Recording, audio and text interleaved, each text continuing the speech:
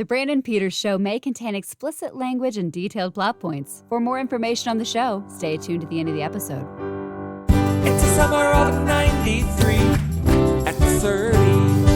All right, it's Friday. Time to close out another summer of 93 at 30 week with a music video. And returning here, you saw him a lot at the beginning of summer. We're closing in on the end of it. But we have Mr. David Banks once more. Thank you, sir. How are you doing? I am doing good. It's been a long summer, and I'm very happy with how it's turned out and had a lot of fun. David, the movies from this week, from Monday. Let's see if you've seen any of these. Searching for Bobby Fischer. I seen that a long time ago. Yeah. Long time ago. Chess movie. I haven't seen it since, but I did see that. Ben Kingsley, Joe Mantegna, Lawrence Fishburne, good stuff. I don't know why I watched it though. I have no idea. I think it came highly acclaimed. I think that's possibly it. Hearts and Souls. Have you seen that one? No, I did not see that one. All right. Who's in that one, by the way? Robert Downey Jr., Kira Sedgwick, Charles Grodin.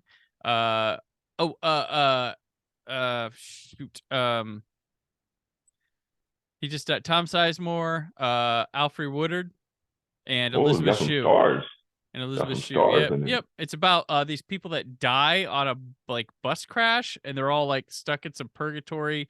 This baby that was being born that was near the crash, and the baby can see them, but no one else can. And then he grows up, he becomes Robert Downey Jr. and he tries to help, of course, make amends for things that they left when they died before they go to heaven. And they can take over his body, and he does weird stuff, including an Alfred Woodard impression. But yeah, there's that. So there also The Secret Garden. That sounds familiar. I think I saw the trailer to that. That sounds very familiar. Gotcha. The Secret Garden. Yeah. Did you watch that one? No, I didn't. But I let me tell you, I used to work at Target back in the day, and I used to work in the entertainment department. I would stock the movie. Oh, that was me at Circuit City. Yeah. Yeah, that was one movie that I had to stock daily because back then in Target they always had the little slot for the DVDs, and it was always 5 to a slot. So I would always have to put Secret Garden. And that's after it came out, too. Well after it came out. Wow. That is one that sticks out. It was every night I had to restock that movie. It's a well-made $5 movie. Gotcha. It's a well-made children's movie shot by Roger Deakins, so I guess. That's probably why it was so popular, but I will never forget it. All right. Never forget that. Our main movie from Monday, though, was Jason Goes to Hell, The Final Friday. Oh, Jesus Christ. Did you see that one? Yes. The body swapping one? Yes. You not a fan? Yes. No. It has my favorite kill of the entire series. Which one was that? So in the unrated cut, the one that came to VHS, the people are fornicating in the tent, and she's on top of him.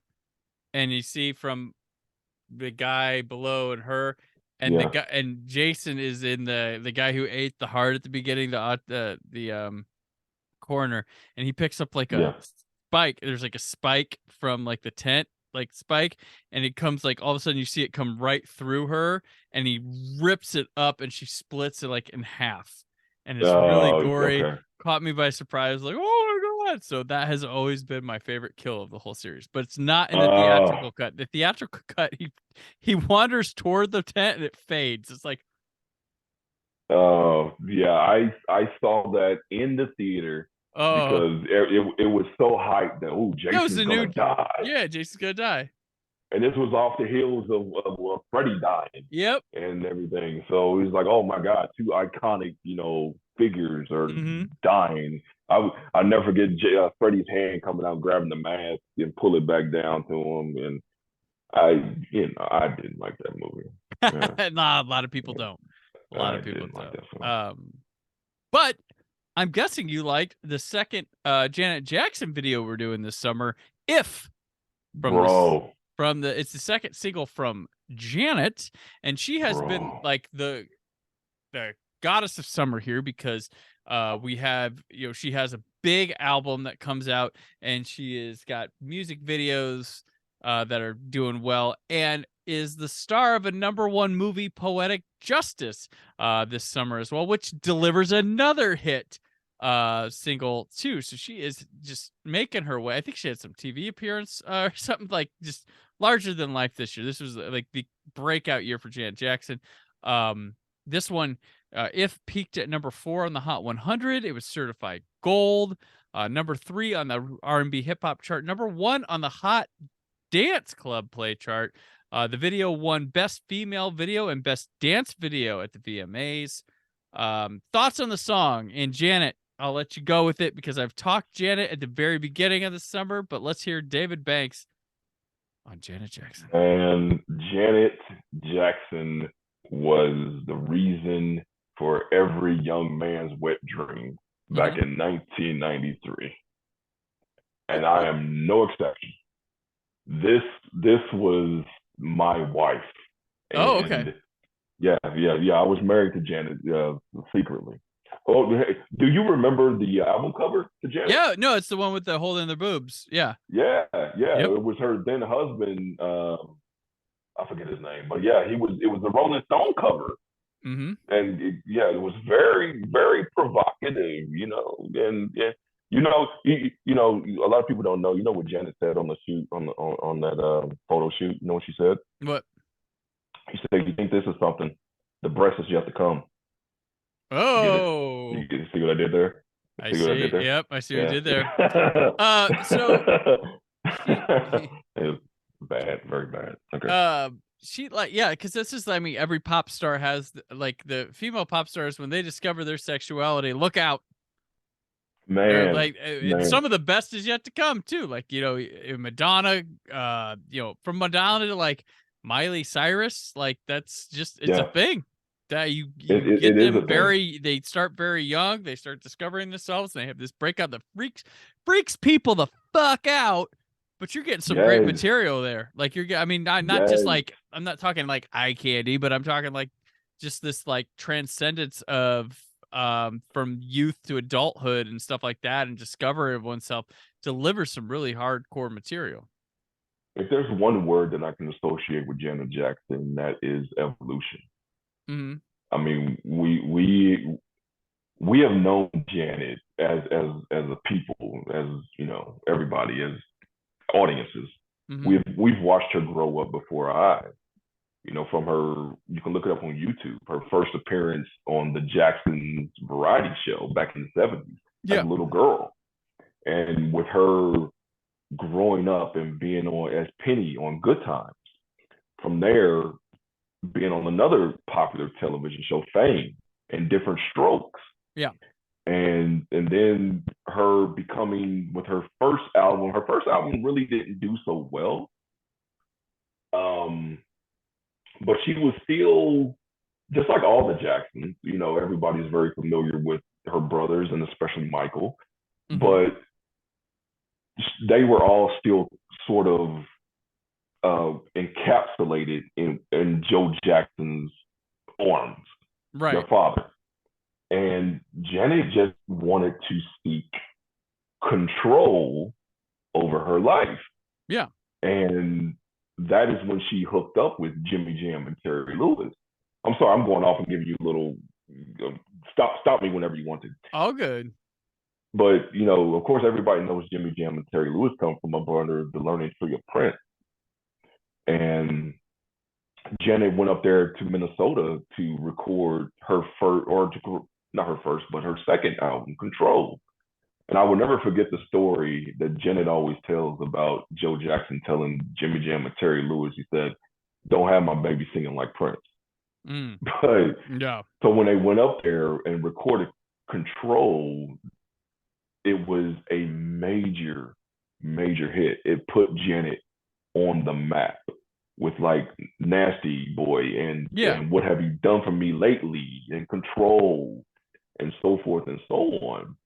And then from there, you jump to Rhythm Nation 1814 in 89, 90, I believe. And that was up to that date her her best-selling album to that day. And that spawned hit after hit after hit after hit. And if you remember the last music video, I believe that came out for that album, is Love Will Never Do Without You. And that's when Janet kind of changed her look. Yeah. She dyed her hair. She was showing more skin. It was more sexy. It was more sensual. It was a prelude to this album. Yeah, it was the bridge. Yeah, it was the bridge to this album. And when this album dropped, it showed a completely different side of Janet, a more sexy, a more sensual, a more free looking Janet Jackson on the heels of her Poetic Justice movie debut, which I totally love, which is in one of my favorite movies of all time. And that's where we're at now with this video is. Right. I before, like, with her, like, visibly and stuff, like, she seemed like an extension of Michael, the way they had the military looking outfits, things like that, and style of songs felt like, you know, Michael was the general, she was like a sergeant or something, you know, like, but this is no, I am going to be me. And she's like trying to write her own material, all sorts of stuff just to be independent. But yeah, and then we, you know, If being the second single shows a completely different side than the first song, which we talked about in the first episode of the summer series. This is a bit heavier, more dance. The video we have is directed by Dominic Sena. He's a music video director. He did a few Janet videos prior and also worked with Richard Marx, Paz Adora, E.G. Daily, Sting, Fleetwood Mac. Later this summer here, a few episodes from now, he directs the film California with a K, starring Brad Pitt and David Duchovny. And then after that, he did The Gone in 60 Seconds with Nicolas Cage and Angelina Jolie, and Swordfish, that one with Halle Berry and John Travolta, Hugh Jackman, and he does Whiteout with Kate Beckinsale, and Season of the Witch with Nicolas Cage. So yeah, that's who's at the helm here, and definitely has some stylish flourishes to this one as well. I remember this video in particular. I know we talked previous about the MTV being at the Apex, and I know we talked previous about a little show that they had hosted by Bill Bellamy called MTV Jams. Yep. I remember MTV Jams being shot on the location of this video, and interviewing Janet and her background dancers and everything, which, you know, no, shout out to Janet for giving some shine to her background dancers too. Her background dancers became pseudo celebrities in the process. Well, Jennifer Lopez was one in the previous video. Yes, she was. And you know, if you look at her videos during this time, her background dancers always had shots, you know, solely on them and speaking parts and everything. And this was Janet in her prime. Like, she could not be touched in 1993. She owned this year. Yeah. You know, when MTV does a concert special on location in Cincinnati, which was hosted by John Norris and Bill Bellamy, I believe, during her, I think it was the opening of her U.S. tour, if I'm not mistaken, in '93. They was actually on location and did a special in the venue. And I remember watching that and learning so much more about, particularly about this video and about the tour and Janet and everything like that. I mean, this was Janet at her height. Right before now, she had signed with Virgin Records, and she was the highest paid recording artist ever. I think it was like $40 million at the time that she signed. Nobody was getting paid. Not even Michael was getting paid that much at the time. He was on Epic. So I mean, that shows you how big Janet was coming off of Rhythm Nation, and with this album, I went and bought this album myself. Yeah. I played this on constant rotation. I love this album. Every song was a hit. Yeah, it had a lot of singles. That's back It when had a lot I of singles. you could keep selling you sold the albums played longer. Back in the Yeah. day in terms of marketing them, you give a good 2 years or so with the material. This video freaked people out, I guess, because they made an alternate cut of it called the all dance version, which only focuses on the choreography. Yeah. Because I'm guessing because like you remember like you go to a store in the mall, like a fashion store, and they play music videos in the background. So I imagine it was done Yeah. for this or something like for that reason or whatever. But this has a very like Hong Kong vibe to it. There's a guy trying to get in a club, be rejected. It's like this cool place with this huge stage because you got to get all the backup dancers on there. And she plays Yeah. it. It's like very Asian looking nightclub. There's I guess one of the things like it's one of the first things to show touchscreen technology or something Yeah. in it. Yeah. It had web cameras to monitor interactions of patrons, lots of TV screens, big choreographed dance number, a lot of sexy stuff going on in the in-betweens. There's a really cool breakdown in this song too, I thought. hmm But yeah, it was very Big Brother-esque.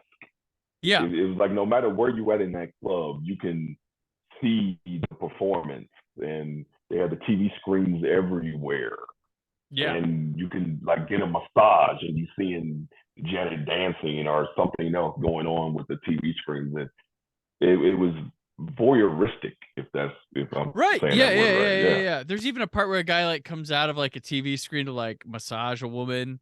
Yeah. Yeah. There's a woman done in male makeup as well in here. It's all sorts Yep. of like crazy fetishy, very interesting stuff. And that, of course, like, kids watching it then are just like, huh, interesting. Parents watching it are like, what is going on here? Like, Have you like just looked at the lyrics to the song? no, not really. Oh, hold on. I have to read this to you. Do So it. so this is just a little bar from it. So it says, you on the rise as you touching my thighs, and you let me know what you like. If you like, I'll go down to down, down, down to down, down. I'll hold you in my hand, and maybe your smooth and shiny feels so good against my lips, sugar. I want you so bad I can taste your love right now, baby. No, wow. Am I not mistaken? Is she talking about giving some guy a blowjob? It sounds like it. Well, it's funny. Like, I love this woman. when you think of like, you hear this sounds like nobody's thinking about this. It's right there. It's right in front of you. You're singing along. You're doing stuff, but you feel like a moment and you don't realize it. Like it reminds me of this time I was with a friend of mine. Her and I were, and this was like, I was an adult. I was in my 30s. So like, we were going to lunch at work, and there was this new. Do you remember like locally here for those listening? Dave and I are both in Indianapolis. They started this like classic hip hop station Yeah, here yeah, yeah, in yeah, yeah. Indianapolis, and we were like, so I put it on, and like, number one Stunner by the Big Timers came on, and we were like, oh yeah, yeah. And then we like years later decide, oh, I hear what they're saying now, and it's like, oh, this is like, oh, okay, oh, okay, that's, oh, well, that's Yeah. but like we used to just like we go to the club or like the bar in town that had a dance floor, and they'd play just like, oh, you're driving around like, just, yeah, let's and you sing it because it's fun to say or whatever. And Right. then you like stop to pay attention or look at it on paper. You're like, oh, or something like that, Yes. Yes. I Yeah. know with this particular song, I remember listening to it back then. I couldn't understand what she was saying because she would say it so fast. Yeah. And you couldn't read the lyrics. Yeah. I think the only way that you knew the lyrics is on the back, is inside the CD case where you unfold it. The liner lyrics are notes. right Yeah. there. Yeah. Yeah. But I didn't read that. But I couldn't understand what she's saying until recently. Yeah. Actually, I'm all hands to God. I was preparing for the show, And I Yeah. was like, let me read with the lyrics here and I see what she's saying. I was like, oh my gosh, she's talking about giving some dude a blowjob. Congratulations, man. Jesus Christ. You know, I'm trying to sing this song at like 13 years old, man. I'm like, Yeah. what the hell? Well, that's the thing. You're young and you're oblivious, and you're not putting that together. You're like, oh, okay, well, And you have no clue. you You have have no clue. no But I clue. enjoyed every second of it. Yeah. I enjoyed every second of it. I'm not gonna lie. Janet was I told you she was my wife. I loved Yep. everything she did. Everything she did. And I think her song again from the Poetic Justice soundtrack, which is on this album, that won an Oscar, didn't it? Or was it nominated I think for it was best nominated. song? I think it was nominated. Okay. Yep. Yep. Okay. That's but yeah, she had just summers just like huge for her. Because movie, big album, lots of music Yeah. video play, tour, like it's crazy. Yeah, And if you look at her in interviews, man, she seemed more, how can I explain? She seemed more open mm-hmm. and more. She was having fun. It was like she was finally having fun because she felt like she broke away from everything, which is, I think, the word on the street is why she named the album Janet, because she didn't want to have Jackson on the end. She's like, this is me. This is Janet. Right. No, that's what it's Janet, and there's a period there, and that's why it's there. Is like, yeah. Yeah, it's what she was like, you know what? I'm me. I'm not. I don't want to be connected to Michael. I don't want to be connected to my father or to the family. Mm-hmm. I'm my own person, and this is me. This is who I am, and it shows. It shows in everything she did. So, nominated along with, again, from Poetic Justice for the 66th Academy Awards were Wink and Smile by Mark Shaman and Ramsey McLean from Sleepless in Seattle. Philadelphia by Neil Young. The Day I Fall in Love from Beethoven's Second by James Ingram, Cliff Magnus, and Carol Bear-Signer. Yeah, that's funny, the sequel to Beethoven. But the winner, what again lost to, was Streets of Philadelphia from Philadelphia by Bruce Springsteen. That's right. So, I forgot about that. Springsteen got his Oscar. Wonderful movie, Star Trek, but yeah. But yeah, so I mean, she was hitting on all cylinders at this point, and it was like at this point nobody really associated her with the family. You know, well, they associated her with the family, but they didn't put her in that bracket in there. She was her own person. Yeah, and she come back a couple years later and do Scream with Michael. Yes, she did. Back together. Yeah, and that was their first and only duet, which is surprising. They never had one before, never had one after. And, you know, talking about the Jacksons, man, it's such a talented family, you know, along with Michael and Janet. You know, Jermaine had a very successful career. Rebe and LaToya came out with albums. And of course, we know about the brothers all together, the Jacksons and the Jackson Five. And the whole family is just super, super talented. And it just happened that Janet, the baby of the bunch, just had an equally successful career as Michael did, which many people thought would be unheard of. Nobody thought that, you know, anybody could reach the heights of Michael Jackson. Janet was right there. And I think this was during the time where Michael had Dangerous out at the same time. This was Dangerous, yeah. And so she was rivaling, you know, Michael in that. And, you know, we all talk about, what is it, 9 degrees of separation or something like that. You know, John Singleton directed Poetic Justice. I think it was right after or right before he did Remember the Time with Michael Jackson. Yeah. So it all connects. It all connects. Yeah, you mentioned Jermaine, like, he had a good 80s. Like, I think he Yeah, just the 90s show up and then he sort of phased, but he was up there. He wasn't yeah. Michael. He wasn't Michael, No, but yeah. He had some big time he had some all-timers there and some humongous hits.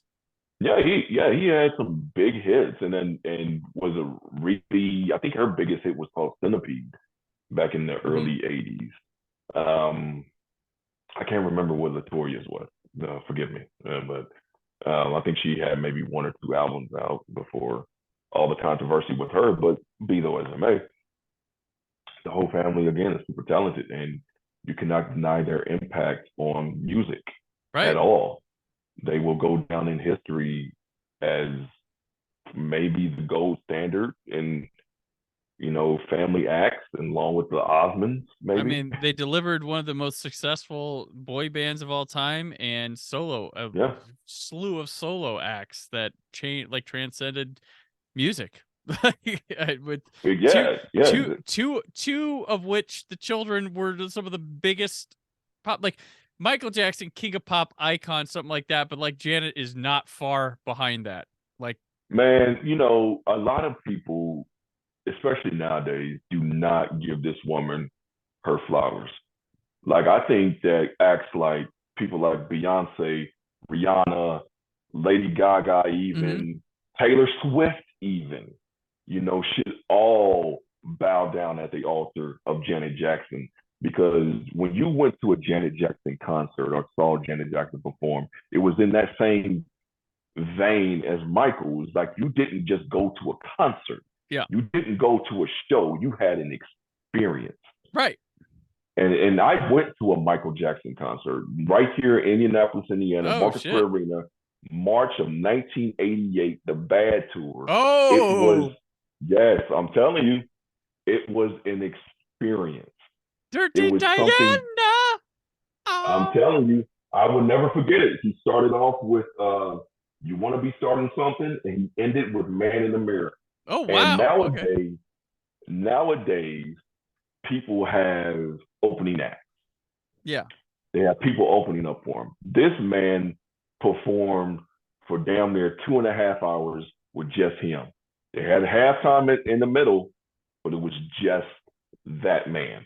Mm-hmm. And I will never forget that concert.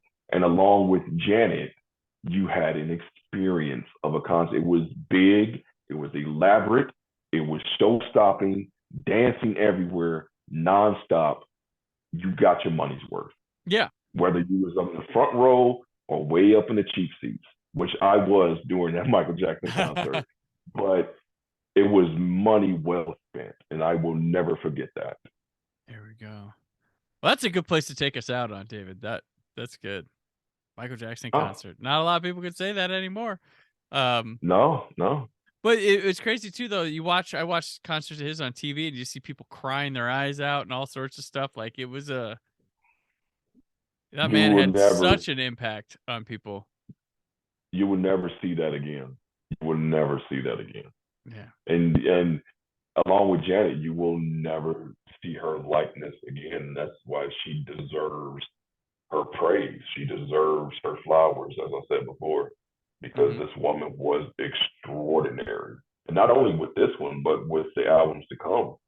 Velvet Rope was a few years after this, Yeah. and she had hits off of that one too. Yep. So she deserves everything that she needs to get. Yep. For sure. But David, this is now your wrap on the This summer is of it. I'm 93 at I'm 30. I'm done. I'm Uh done.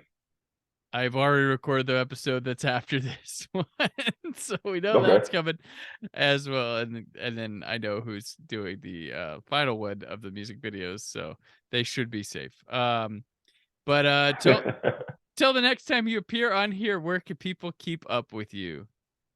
You can look me up on social media. I'm David Banks on Facebook. You can look me up on Instagram at Aquarius Made 80, and soon soon you will hear me on the podcast again with a new show that I am currently developing. Actually, 2 shows I'm currently developing. I know most people's like, oh, he had a podcast. Yes, I did. A long time ago. I joke with Brandon a lot about this, and it's like I had a show, but he was a guest on my show. The last episode I did, he was a guest on mine. Mm-hmm. And this one, he was developing this show, the Brandon Peters Show. And after the first episode dropped, I quit. Mm-hmm. I said, I can't compete with this. I'm done. This is so good. I'm done. I'm retired. No more. I'm hanging up my microphone. And I did for what you've been doing this for 3 years, right? 3 Yeah, this is my 3rd year. It would be it'll hit 4 years since it started, or no, started in 2020. So I'm currently in year 3. Yeah. Yeah. I quit. I was done because after I heard this, I was like, I'm not that good. So, but yeah, it took me 3 years to regain the confidence and the passion. So there you go. It was always there. It was all It was deep. It was deep, but yeah, I got it out. Excellent.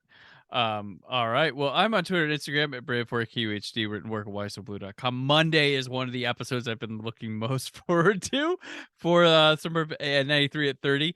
We are talking Hard Target, Surf Ninjas, Manhattan Murder Mystery, and King of the Hill, not the cartoon, the Steven Soderbergh film. You won't want to miss it as the Summer of 93 at 30 continues. It's the summer of 93 at 30. Thank you for listening. The Brandon Peters Show is a Creative Zombie Studios production. Produced by Brad Shoemaker and Brandon Peters. Written and edited by Brandon Peters. Announcer vocals by Jessica Alsman. Theme song by Metavari. Web design and show art by Brad Shoemaker with Brandon Peters. All music and clips featured in the episode are property of their respective studios, and no infringement is intended. The Summer of and News themes by Pres Maxson. Additional information on this and other episodes at thebrandonpetershow.com.